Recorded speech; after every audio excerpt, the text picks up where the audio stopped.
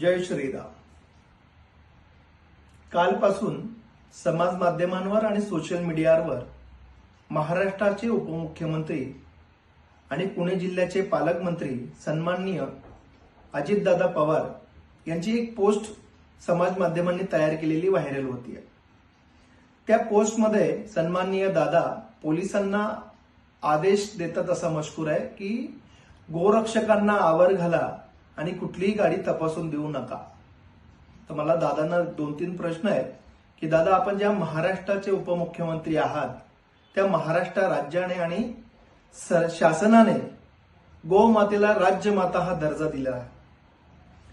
त्याच राज्य शासनाने कसायांवर आळा घालण्यासाठी त्यांनी केलेल्या गुन्ह्याच्या एकापेक्षा जास्त गुन्हे केले असतील तर त्यांच्यावर मोक्का लावावा असा कायदा पारित केलेला आहे। असून सुद्धा सन्माननीय दादा, आपल्याकडे एक समाज येतो आणि त्याची अडीअडचण आपल्याला सांगतो आणि दुसरी बाजू आपण समजून न घेता आपण पोलिसांना आदेश दिला, तो आपला अधिकार आहे, आपण तो द्यावा। परंतु ज्या हिंदुत्ववाद्यांच्या कार्यामुळे आज घरातली आई आणि दारावरची गाई या संरक्षित आहेत, तो म्हणजे हिंदुत्ववादी कार्यकर्ता विश्व हिंदू परिषदेचा गोरक्षक। दादा, गोरक्षक आपल्या घरावर तुळशीपत्र ठेवून या गोमातेचं रक्षण करत असतात आणि याची दखल महाराष्ट्र शासनाने घेतून गोसेवा आयोग निर्माण केलाय। दादा, आपण गोसेवा आयोगाशी बोललात का? गोसेवा आयोगाच्या लोकांची बैठक घेतली का की महाराष्ट्रात किती गायी कत्तली होत आहेत आणि अवैधपणे ह्याची कत्तल केली जाते, याच्यासाठी आपण कधी बोलणार आहात का?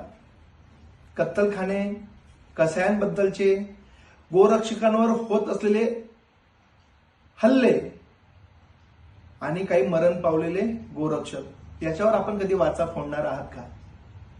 दादा, मी सुचवू इच्छितो आपल्याला की जेव्हा हिंदुत्ववाद्यांच्या मदतीने, सहकार्याने महाराष्ट्रात एक हिंदुत्व विचारधारेचं सरकार आहे आणि त्याच्यात आपण सहभागी आहात। याआधी हिंदुत्ववादी सरकार नसतानाही वर्षानुवर्षे बजरंग दलाचा कार्यकर्ता गोरक्षण करत आलेला आहे आणि आता सुद्धा तो गोरक्षण करतोय। आणि माझं आपल्याला सांगणं आहे आणि याच्याही पुढे बजरंग दलाचा गोरक्षक हा गोरक्षण करतच राहील। विषय, गोरक्षकांना गाडी थांबवण्याचा अधिकार कोणी दिला? पोलीस कायद्यानुसार जर कुठला आरोपी पकडायचा असेल तर सर्वसामान्य जनतेचं कर्तव्य म्हणून त्या आरोपीची माहिती आपण समाज माध्यमावर देतो आणि आरोपीला पकडण्यासाठी नागरिकांची मदत मागतो।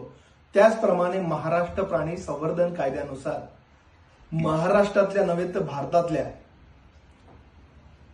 कुठल्याही नागरिकाला अवैधपणे चालत असलेले गोतस्करी, अवैधपणे चालू असलेले गोहत्या हे थांबवण्याचा, चेक करण्याचा आणि तपासून घेण्याचा पूर्ण अधिकार आहे आणि गोरक्षक तो आपल्या कर्तव्याप्रमाणे, आपल्यावर असलेल्या हिंदुत्वाचे संस्काराप्रमाणे तो ते करत आहे।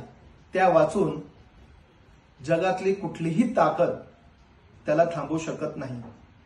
मला असं वाटतं की दादा, एकदा आपण सर्व गोरक्षकांना एकत्र करून त्यांचे विचार, त्यांना होत असलेल्या हालअपेष्टा या समजून घ्याव्यात। शेवटी आपण पालक आहात आणि पाल्यांचं जे काही वागणं आहे ते आपण समजून घ्यावं आणि तसे आदेश आपण प्रशासनाला द्यावेत, ही नम्र विनंती। जय श्रीराम।